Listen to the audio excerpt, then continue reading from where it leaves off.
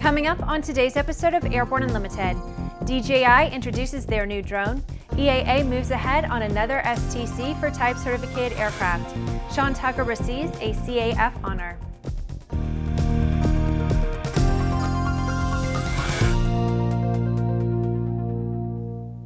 I'm Bree Cross. It's September 28, 2016, and this is Airborne Unlimited. Another new small unmanned aerial system is now on the market, as drone manufacturer DJI has released its Mavic drone, which they say is their smallest aircraft equipped with a 4K camera.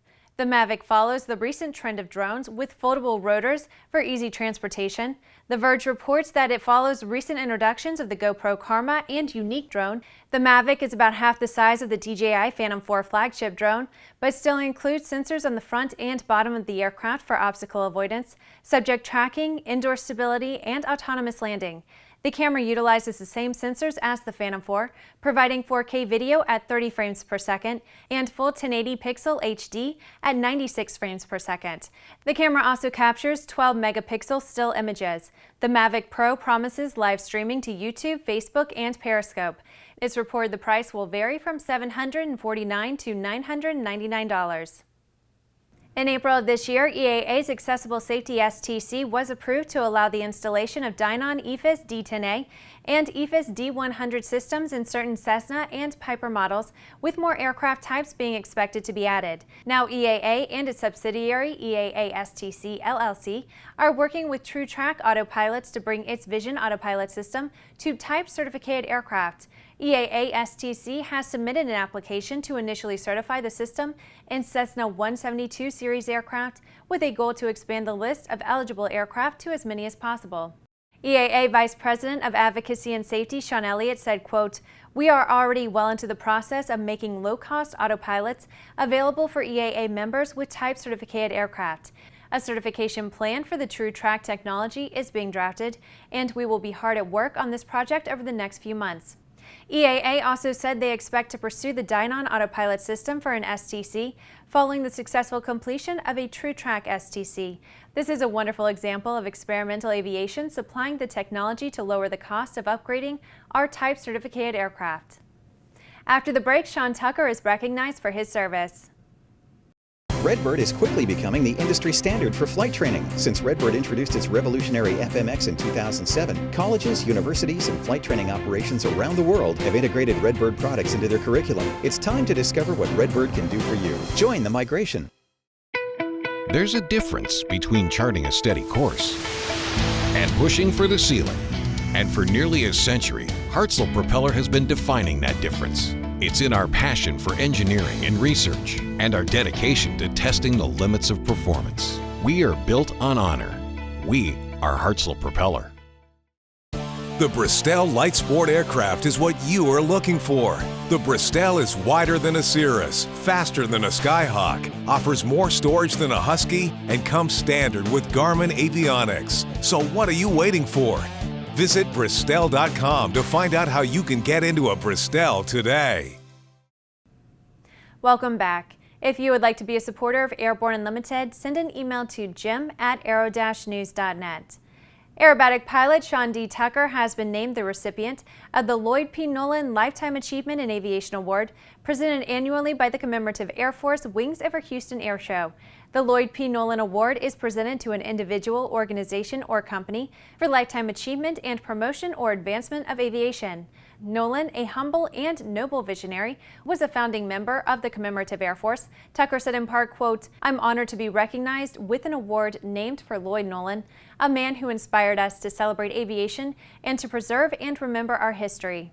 Tucker has been flying air shows worldwide since the mid-1970s and has won numerous aerobatic competitions. He has flown more than 1,200 performances at more than 475 air shows in front of more than 105 million fans. Tucker has been recognized with numerous other awards and is also very active in the community. He is the founder and president of the California-based nonprofit Every Kid Can Fly, which facilitates transformative life experiences in education and aviation for at-risk and underprivileged teenagers. With some 2,000 Aero TV programs webcast to cyberspace, sometimes it can be fun to look back and enjoy some of the places we've seen, the flyers we've met, and the planes we've flown. Here's a look at one of our favorite Aero TV classic episodes. Well, Jim, you know that there is an increasing awareness of loss of control in flight accidents and the upsets that lead to those. APS is really focused on upset prevention recovery training. What most of your viewers probably won't be aware of is that UPRT is going to be taking on an increasing role in overall pilot training. As the FAA and NTSB continue to show concerns over loss of control accidents, the APS company is in the right place at the right time to provide specialized, unusual attitude and loss of control recovery procedures training. Search Upset Prevention and Recovery on Aero TV's news channel. After these messages, Gordon Bennett race winners receive accolades. Sandia introduces the new SAI 340 Quattro TSO'd airspeed, attitude, altitude, and slip. With integral backup battery, safety never looked so good. See it now at www.sandia.aero. Concorde's recombinant gas RG series sealed battery technology produces a high-performance battery with the advantages of being pre-tested and fully charged at the factory. Find out more about Concorde's entire line of batteries at www.concordebattery.com. Concorde, the heart of your aircraft. Welcome back. With so much news coming out of the aviation industry, we're summarizing some other interesting stories in a brief segment we call Around the Patch.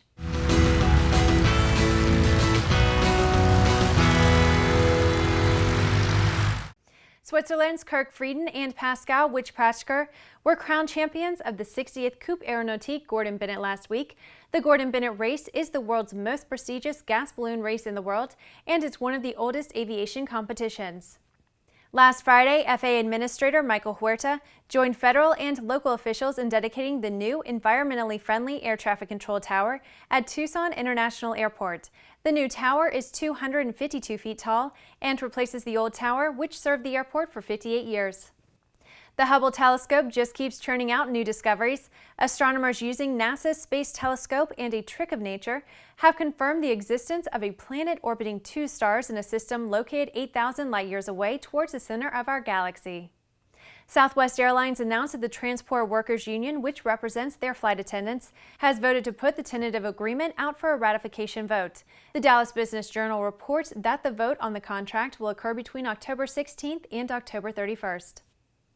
An Iowa State University Cirrus SR-22 was substantially damaged last year when the university president who was flying it made a hard landing. It's reported that President Leith occasionally piloted this plane while conducting university business and for flight training required by the FAA and the university's insurer. Well, that's the trip around the patch. Now let's move on to the rest of the news. The Los Angeles Times editorial board has published an editorial supporting the continuing operation of Santa Monica Airport as an airport. The editorial board points out that there are many compelling reasons to keep the airport open. They say that Santa Monica Airport is a crucial air transportation artery in Southern California, and that closing it would push business jet traffic to an already congested Los Angeles International Airport, where it would compete with commercial traffic. They also note that the airport supports more than just recreational pilots. Business travelers, organ transplant, transportation flights, animal rescue, Angel Flight West, and many others regularly use KSMO. The board says that the airport is not a frivolous playground for the one-percenters, as it is often portrayed by its opponents. Rather, it is a vital hub in an already crowded air transportation system. Well, that's our program for today. Remember that Airborne Unlimited is streamed daily Monday through Friday, with additional breaking news bulletins for important stories that fall outside of our normal deadlines. If you're watching us on YouTube, please subscribe and don't forget to check us out on Facebook and Twitter.